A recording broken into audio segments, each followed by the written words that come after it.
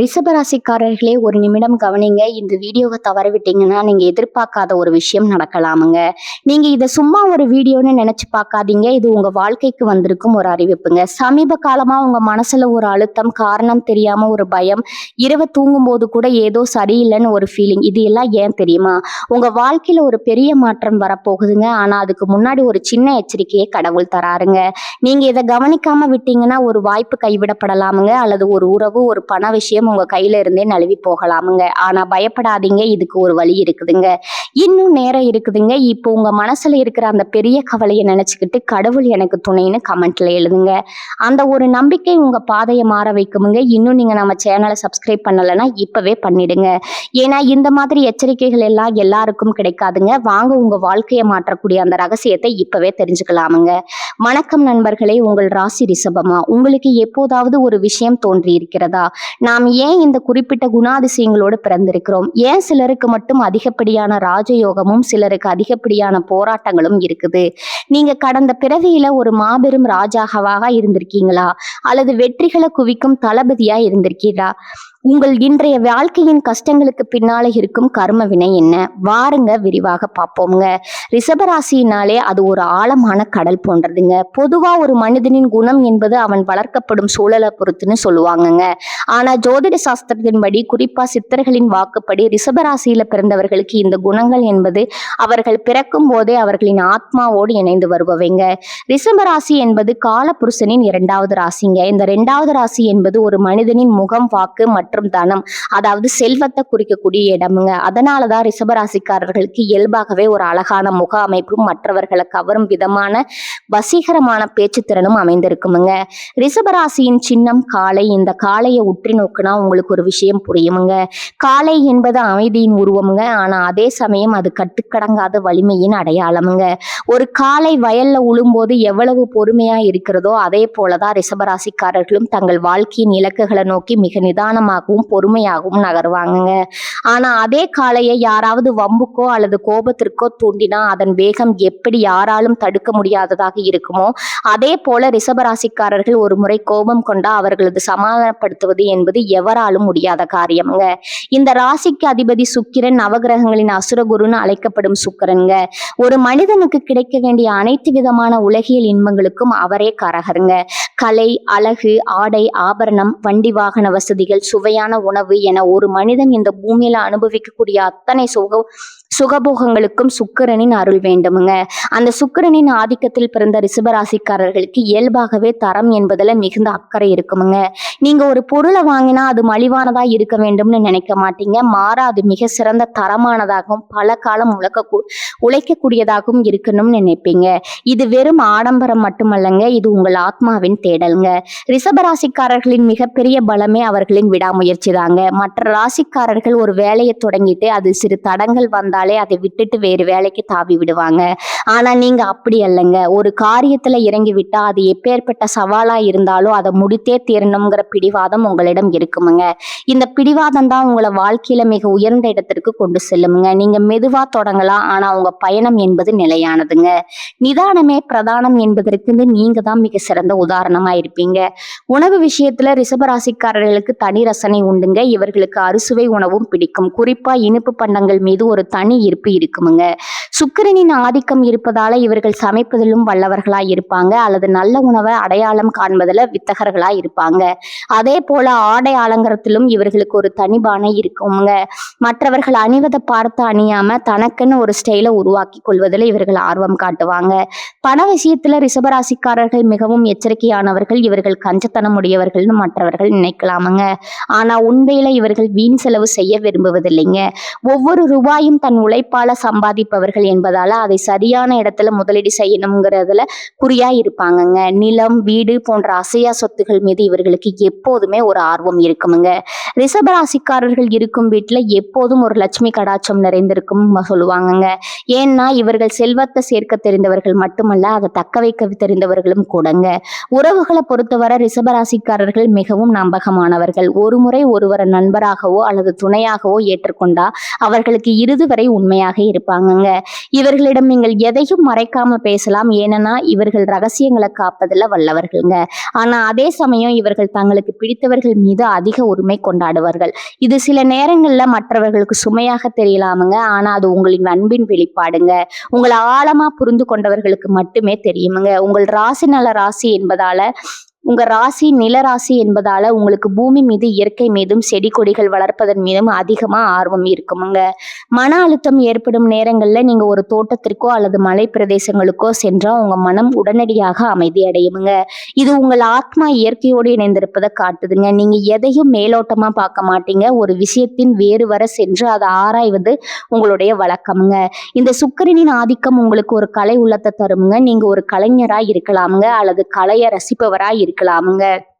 இசை, ஓவியம், சினிமா, புகைப்படம் எடுப்பது போன்ற துறைகள்ல உங்களுக்கு நல்ல ஞானம் இருக்குமுங்க. நீங்க பேசும் பேச்சுல ஒரு இனிமை இருக்குமுங்க. அது மற்றவர்களை வசியப்படுத்தும் ஆற்றல் கொண்டதுங்க. ஆனா உங்க பிடிவாதம் மட்டும் சில நேரங்கள்ல உங்களுக்கு சிக்கலை தரலாமுங்க. நான் பிடித்த முயலுக்கு 3 கால்னு நிற்பதை மட்டும் கொஞ்சம் தவிர்த்தா உங்களை வெல்ல இந்த உலகத்துல யாருமே கிடையாதுங்க. ரிஷபராசிக்காரர்களின் ஆத்ம பலம் என்பது அவர்களின் பொறுமைதாங்க. ஒரு விதை மண்ணுக்குள் இருந்து செடியாக வெளிவர எவ்வளவு காலம் காத்திருக்குமோ அதே போல நீங்க தங்கள் வெற்றிக்காக காத்திருக்க தயங்க மாட்டீங்க. அந்த காத்திருப்பு தான் உங்களுக்கு பிற்காலத்துல ராஜ வாழ்க்கைக்கான கதவுகளை திறக்குதுங்க. நீங்க முற்பிறவியில அனுபவித்த அந்த வசதியான வாழ்க்கையின் வாசனையோ இந்த பிறவியிலும் உங்களை ஆடம்பரமான மற்றும் வசதியான விஷயங்களை நோக்கி ஈர்க்குதுங்க. இது உங்கள் ஆத்மாவின் ஒரு தொடர்ச்சி. உங்கள் கடந்த காலத்தின் நிழல் உங்கள் நிகழ்காலத்துல அழகா தெரியுதுங்க. இந்த ராசிக்காரர்களுக்கு குடும்பத்தின் மீது அளவற்ற பாசம் இருக்குமுங்க. தன் மனைவி, பிள்ளைகள், பெற்றோர் என அனைவரும் வசதியா வாழணுங்கிற என்பதற்காகவே இவர்கள் ஓயாம உழைப்பாங்க. இவர்களின் உழைப்பு என்பது சுயநலமானது அல்லங்க. அது ஒரு ஆலமரத்தை போன்றதுதாங்க. தான் வளர்ந்து தன்னை சார்ந்தவர்களுக்கு நிழல் தர வேண்டும் என்பது இவர்களின் ஒரே நோக்கமா இருக்குமுங்க. உங்களுடைய விடாமுயற்சி, உங்கள் ரசனை, உங்கள் சேமிக்கும் குணம் இவை அனைத்தும் உங்களை ஒரு தனித்துவமான மனிதரா மாத்தி இருக்குமுங்க. இந்த குணாதிசயங்களை நீங்க முற்பரவியில ஒரு அதிகாரமிக்க பதவியிலோ அல்லது ஒரு செல்வ செழிப்பான குடும்பத்திலோ இருந்தீர்கள் என்பதற்கான சாட்சிகளா அகத்தியர் போன்ற மாமுனிகளால அடையாளப்படுத்தப்படுதுங்க. சித்தர்கள்ல முதன்மையானவராகவும் மருத்துவத்திற்கும் ஜோதிடத்திற்கும் ஆணிவேராகவும் திகழும் அகஸ்திய முனிவர் மனிதர்களின் கர்ம வினை மற்றும் முற்பிறவி ரகசியங்களை ஓலைச்சுவடிகள்ல பதிந்து வைத்திருக்கிறாருங்க. குறிப்பா ரிஷபராசி என்பது காலபுருஷனின் 2வது ராசியாக அமைவதால இந்த ராசியில பிறந்தவர்கள் எத்தகைய ஆத்ம பின்னணியை கொண்டிருப்பார்கள் என்பதை அவர் மிக தெளிவா விளக்கி இருக்கிறாருங்க. முற்பிறவி என்பது ஏதோ ஒரு கதை அல்லங்க. அது நாம் செய்த வினைகளின் தொகுப்புங்க. அந்த வினைகளே இந்த பிறவியில நம்முடைய குணங்களாகவும் உருமாறுதுங்க. ரிஷபராசிக்காரர்களின் ஆள் மனதில் இருக்கும் அந்த அதிகார தோரணையும் நிர்வாகத்திறனும் எங்கிருந்து வந்ததுங்கிறத நீங்க சிந்தித்து பார்த்தா அது உங்களின் முற்பிறவியின் மிச்சம் என்பது புரிய வருமுங்க. அகஸ்தியர் வாக்குப்படி ஒரு ரிஷபராசிக்காரர் இந்த பிறவியில இயல்பாகவே தலைமை பண்புடன் இருந்தா, அதாவது ஒரு கூட்டத்துல இருந்தாலும் தாம் முன்னின்று வழிநடத்த வேண்டும்ங்கிற எண்ணம் அவருக்குள்ள மேலோங்கி இருந்தா, அவர் முற்பிறவியில ஒரு நாட்டை ஆண்ட மன்னனாகவோ அல்லது பெரும் நிலப்பரப்பை நிர்வகித்த குறுநில மன்னனாகவோ இருந்திருக்க வாய்ப்பு ரொம்பவும் அதிகமுங்க. ஒரு அரசன் என்பவன் எப்போதும் எதற்கும் அஞ்சாதவனா இருப்பானுங்க. அதே போல ரிஷபராசியில் பிறந்த நீங்க நியாயத்திற்காக போராடுவதிலும் அநீதியை கண்டா சினம் கொள்வதிலும் ஒரு ராஜதந்திரத்தோடு செயல்படுவீங்க. உங்களுக்கு பிறர் கீழே வேலை செய்வது என்பது ஆரம்பத்துல கொஞ்சம் கடினமா தோன்றுமுங்க. எப்படியாவது சொந்தமா ஒரு தொழில் தொடங்கணும் அல்லது ஒரு உயரிய அதிகார பதவியில் அமர வேண்டும் என்ற தாகம் உங்களுக்குள்ள எப்போதும் கண்ணென்று கொண்டே இருக்குமுங்க. இது ஒரு சாதாரண ஆசை இல்லைங்க. இது உங்கள் ஆத்மா கடந்த பிறவிகள்ல அனுபவித்த அந்த சிம்மாசனத்தின் ஈர்ப்புங்க. மன்னனா இருந்த ஒருவனுக்கு கலைகள் மீதும் ஆடம்பரத்தின் மீதும் ஒரு இயல்பான ஈர்ப்பு எப்போதுமே இருக்குமுங்க. அதனாலதான் ரிஷபராசிக்காரர்கள் இந்த பிறவியிலும் தரம் குறைந்த பொருட்களை விரும்புவதில்லைங்க. விலை உயர்ந்த வாசனை திரவியங்கள், நேர்த்தியான உடைகள், கம்பீரமான வாகனங்கள்னு உங்கள் ரசனை எப்போதும் உயர்தரமாகவே இருக்குமுங்க. முற்பிறவியில ஒரு மன்னனா நீங்க செய்ததான தர்மங்கள், தான தர்மங்கள் இந்த பிறவியில உங்களுக்கு புகழையும் செல்வத்தையும் தேடி தருமுங்க. ஆனா அதே சமயம் முற்பிறவியில அதிகார திமிரால யாரையாவது துன்புறுத்தி இருந்தா அந்த கர்மவினை இந்த பிறவியில திடீர் தடைகளாகவும் எதிரிகளாகவும் உங்க முன்னே வந்து நிற்குமுங்க. இந்த தடைகளை உடைக்கும் ஆற்றலையும் அந்த அகஸ்தியர் பெருமான் தனது ஞானத்தின் மூலம் உங்களுக்கு வழங்கி இருக்கிறாருங்க. அடுத்ததா ரிஷபராசிக்காரர்களிடம் காணப்படும் மற்றொரு முக்கியமான அம்சம் அவர்களின் வீரம் மற்றும் கட்டுக்கோப்பான உடல் அமைப்புங்க. உங்களுக்கு சிறுவயது முதலே விளையாட்டுகள் மீதோ அல்லது தற்காப்பு கலைகள் மீதோ ஆர்வம் அதிகமாயிருந்தா அல்லது நீங்க ஒரு விஷயத்தை அடைய வேண்டும்னு முடிவு செய்துட்டா அதுல காட்டும் வேகம் மற்றும் விவேகம் ஒரு போர்க்கள வீரனை போல இருந்தா நீங்க முற்பிறவியில ஒரு மாபெரும் தளபதியா இருந்திருப்பீங்க என்பது உறுதிங்க. ஒரு தளபதி என்பவன் போர் தந்திரங்கள்ல வல்லவன் மட்டுமல்ல, தன் கீழே இருக்கும் வீரர்களை ஒருமுகப்படுத்தி வெற்றியை நோக்கி அழைத்து செல்பவனுங்க. இந்த பண்பு ரிஷபராசிக்காரர்களுக்கு ரத்தத்திலேயே ஊறி இருக்குமுங்க. தளபதியா இருந்த ஒரு ஆத்மாவுக்கு ஒழுக்கம் என்பது மிகவும் முக்கியமுங்க. நீங்க மற்றவர்களிடம் எதிர்பார்ப்பதும் அதே ஒழுக்கத்தை தாங்க. நீங்க ஒரு வேலையை திட்டமிட்டா அதுல எந்த ஒரு பிசுறும் இருக்கக்கூடாதுன்னு நினைப்பீங்க. இந்த துல்லியமான செயல்பாடு உங்களை ஒரு சிறந்த மேலாளராகவோ அல்லது ஒரு சிறந்த நிர்வாகியாகவோ மாற்றுமுங்க. தளபதிகளுக்கு உரிய அந்த பிடிவாத குணம் உங்களிடம் அதிகமாகவே இருக்குமுங்க. ஒரு இலக்க நோக்கி நகர தொடங்கினா வழியில எத்தனை முட்கள் இருந்தாலும் அதை மிதித்து கொண்டு முன்னேறுவீங்க. உங்க உடம்புல இருக்கும் தழும்புகளோ அல்லது அடிக்கடி ஏற்படும் காயங்களோ கூட முற்பிறவியின் அந்த வீர போராட்டங்களின் அடையாளங்களா இருக்கலாம்னு சித்தர்கள் குறிப்பிடுகிறாங்க. தளபதியா இருந்த காரணத்தால உங்களுக்கு ஆயுதங்கள் மீதோ அல்லது நவீன எந்திரங்கள் மீதோ ஒரு ஈர்ப்பு இருக்கலாமுங்க. முற்பிறவியில நீங்க காட்டிய அந்த விசுவாசம் தான் இந்த பிறவியில உங்க குடும்பத்திற்கும் நண்பர்களுக்கும் நீங்கள் காட்டும் அந்த மாறாத அன்புங்க. உங்களை நம்பி வந்தவர்களை எக்காரணத்தை கொண்டும் நீங்க கைவிட மாட்டீங்க. அதே போல உங்களுக்கு துரோகம் இழைப்பவர்களை நீங்க ஒருபோதும் மன்னிக்க மாட்டீங்க. இது ஒரு வீரனுக்கே உரிய குணம். மன்னனா இருந்தாலும் சரி, தளபதியா இருந்தாலும் சரி, ரிஷபராசிக்காரர்களின் முற்பிறவி என்பது ஏதோ ஒரு வகையில அதிகாரத்தோடும் பொறுப்போடும் பிணைக்கப்பட்டிருந்ததுங்க. இந்த முற்பிறவி ரகசியங்களை அறிந்து கொள்வதன் நோக்கம் என்னன்னா, நம்மிடம் இருக்கும் எதிர்மறை குணங்களை நீக்கி நேர்மறை ஆற்றலை வளர்த்து கொள்வதுதான். நீங்க ஒரு மன்னரா இருந்திருந்தா அந்த பெருந்தன்மையும் தர்ம சிந்தனையும் இந்த பிறவிலும் தொடர வேண்டும்ங்க. நீங்க ஒரு தளபதியா இருந்திருந்தா அந்த வீரத்தையும் ஒழுக்கத்தையும் கொண்டு உலகிற்கு நன்மை செய்ய வேண்டும்ங்க. அகஸ்தியர் சொல்லும் இந்த உண்மைகள் உங்கள் வாழ்க்கை பாதையை இன்னும் தெளிவா மாற்ற உதவுங்க. உங்க ஆழ்மனதுல புதைந்து கிடக்கும் அந்த ராஜ கம்பீரத்தை உணருங்க. அதுவே உங்க வெற்றிக்கான சாவிங்க. வாழ்க்கை என்பது எப்போதும் பூப்பாதையா இருக்க போவதில்லைங்க. குறிப்பா ரிஷபராசிக்காரர்களுக்கு ஒரு காலகட்டத்துல எல்லாம் நன்றா நடப்பது போல இருக்குங்க. ஆனா திடீர்னு எதிர்பாராத தடைகள், பண கஷ்டம் அல்லது உறவுகளுக்குள்ள மனக்கசப்புகள் வந்து சேருமுங்க. ஏன் இப்படி நடக்குதுன்னு நீங்க பல முறை யோசித்திருக்கலாமுங்க. திறமை இருந்தும் தகுதி இருந்தும் சில நேரங்கள்ல வெற்றி உங்களை விட்டு தள்ளி போவதற்கு பின்னாடி ஒரு மிகப்பெரிய ஆன்மீக ரகசியம் ஒளிந்திருக்குதுங்க. சித்தர்கள்ல முதன்மையானவராக அகஸ்திய பெருமான் தனது நாடி சுவடுகள்ல இதை சஞ்சித கர்மான்னு குறிப்பிடுகிறாருங்க. சஞ்சித கர்மா என்பது நாம் பல பிறவிகளாக சேர்த்து வைத்த வினைகளின் மூட்டைங்க. ரிஷபராசி என்பது சுக்கிரனின் ஆதிக்கத்தில் இருப்பதால நீங்க முற்பிறவிகள்ல அதிகாரம், செல்வம் மற்றும் செல்வாக்கு மிக்க பதவிகள்ல இருந்திருக்க வாய்ப்புகள் ரொம்பவும் அதிகம்ங்க. அதை நம்ம ஏற்கனவே பார்த்தோம்ங்க. ஒரு மன்னனாகவோ அல்லது தளபதியாகவோ இருந்த போது தெரியாமல் செய்த சில தவறுகள் அல்லது அதிகாரத்தினால பிறரை வற்புறுத்தியது போன்ற செயல்கள் இந்த பிறவியில தடைகளா உருவெடுக்குதுங்க. அகஸ்தியர் வாக்குப்படி ரிஷபராசிக்காரர்கள் அனுபவிக்கும் பண கஷ்டம் என்பது வெறும் துரதிர்ஷ்டம் அல்லங்க. அது முற்பிறவியில நீங்க ஒரு அரசனா இருந்த போது மக்களுக்கு சேர வேண்டிய வரிப்பணத்தையோ அல்லது தர்மத்திற்கு ஒதுக்கப்பட்ட நிதியையோ சரியாக கையாள தவறி இருந்தா அல்லது பிறருடைய சொத்தை பறிக்க முயன்றிருந்தா அதன் விளைவா இந்த பிறவியில நீங்க எவ்வளவு உழைத்தாலும் கையில பணம் தங்காத நிலை ஏற்படலாமுங்க. என்னிடம் திறமை இருக்குது, நான் கடுமையா உழைக்கிறேன், ஆனாலும் என்னால சேமிக்க முடியலன்னு நீங்க வருந்தினா அது உங்க ஆத்மா முற்பிறவியில் செய்த கடனை தீர்த்து கொண்டு இருக்குதுன்னு அர்த்தம்ங்க. நிலராசியா ரிஷபத்திற்கு நிலம் சார்ந்த சிக்கல்கள், சொத்து தகராறுகள் வருவதும் இந்த கர்ம வினையின் ஒரு பகுதி தாங்க. ஒரு தளபதியா போர்க்களத்துல இருந்த போது அநியாயமா எவருடைய வாழ்வாதாரத்தையாவது அளித்திருந்தா அதன் தாக்கம் இந்த பிறவியில உங்க தொழில் முன்னேற்றத்தை கண்டிப்பா தடுக்குமுங்க.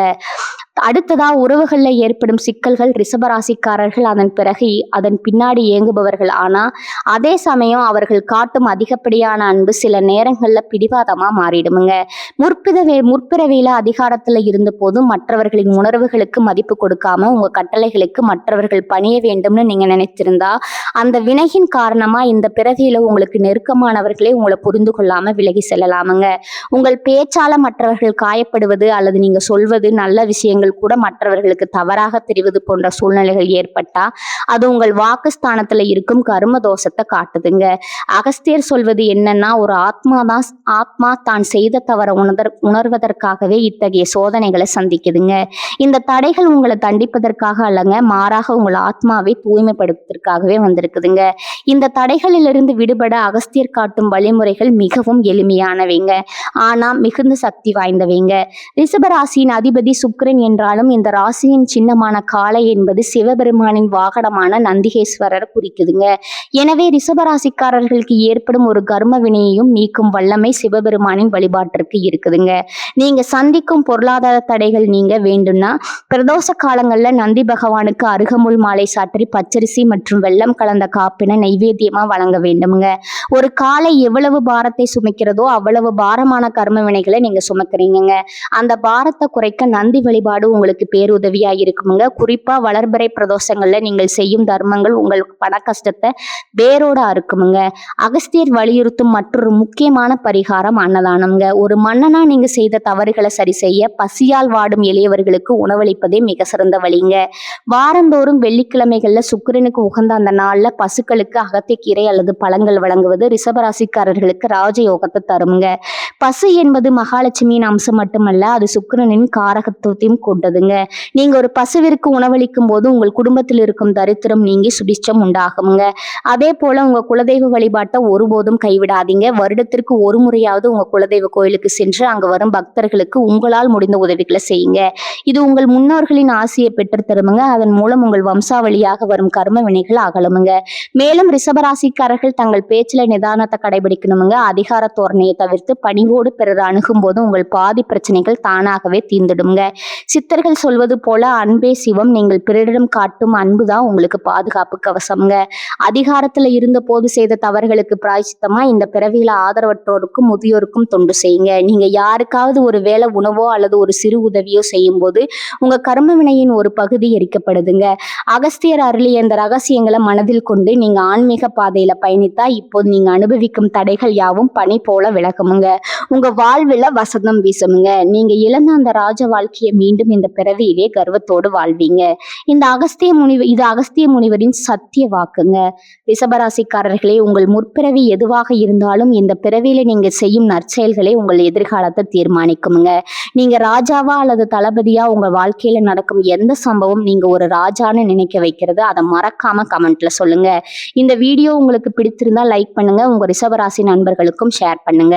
ரிஷபராசிக்காரர்களே, இந்த வீடியோவை இவ்வளவு நேரம் முழுசா பார்த்ததுக்கு ஒரு அர்த்தம் இருக்குதுங்க. நீங்க வாழ்க்கையை சும்மா வாழ்ந்துட்டு போறவங்க இல்ல, ஒரு இலக்கை கொண்டு வாழ்க்கையை வாழ்றவங்க. சில நேரம் வாழ்க்கை உங்களை சோதிச்சிருக்கலாமுங்க. சில விஷயங்கள் நம்ம கையில இருந்தும் நழுவி போயிருக்கலாமுங்க. அதனால நீங்க மனசு உடைஞ்சு போன நேரங்களும் இருக்குமுங்க. ஆனா ஒரு விஷயம் மறக்காதீங்க, அந்த ஒவ்வொரு அனுபவமும் உங்களை சரி உருவாக்கி இருக்குதுங்க. இன்னைக்கு நீங்க இவ்வளவு ஸ்ட்ராங்கா இருக்கீங்கன்னா அதுக்கு அந்த கஷ்டங்கள் தான் காரணம்ங்க. இப்ப நீங்க நிக்கிற இந்த நிலை ஒரு முடிவு இல்லைங்க, அது ஒரு பவர்ஃபுல்லான ஸ்டார்டிங் பாயிண்ட்டுங்க. ஜோதிடம் என்ன சொல்லுது தெரியுமா? உங்க வாழ்க்கை மெதுவா ஒரு நல்ல பாதைக்கு திரும்புதுங்க. நீங்க எதிர்பார்த்த அந்த மாற்றம் அதிக தூரத்துல இல்லைங்க. ஆனா அந்த மாற்றத்தை அனுபவிக்கணும்னா ஒரு விஷயம் மட்டும் தேவைங்க, அதுதான் உங்க நம்பிக்கைங்க. நீங்க உங்களை நம்பணும், உங்க முடிவுகளை நம்பணும், உங்க பாதையை நம்பணுங்க. ஏன்னா நீங்க நம்புற அளவுக்கு தான் வாழ்க்கை உங்களுக்கு திரும்ப கொடுக்கும். இப்ப இருந்து என்ன ஆகும்னு பயப்படுறதை விட்டுட்டு என்னால முடியும்னு நம்ப ஆரம்பிங்க. அந்த ஒரு மாற்றம் உங்க வாழ்க்கையை முழுக்க மாற்றமுங்க. நீங்க தோல்வியை பார்த்தவங்க இல்ல, நீங்க கத்துக்கிட்டவங்க. நீங்க தள்ளப்பட்டவங்க இல்ல, நீங்க மேல ஏறுற வழியில இருக்கிறவங்க. இப்போ ஒரு நிமிஷம் கண்களை மூடுங்க. உங்க வாழ்க்கை எப்படி இருக்கணும்னு நீங்க நினைக்கிறீங்களோ அந்த காட்சியை மனசுல நினைச்சு பாருங்க. அது சாத்தியம் இல்லைன்னு யாரும் சொல்ல முடியாதுங்க. ஏன்னா அந்த சக்தி உங்களுக்குள்ள இருக்குதுங்க. ஜோதிடம் உங்களுக்கு வழிகாட்டுதுங்க.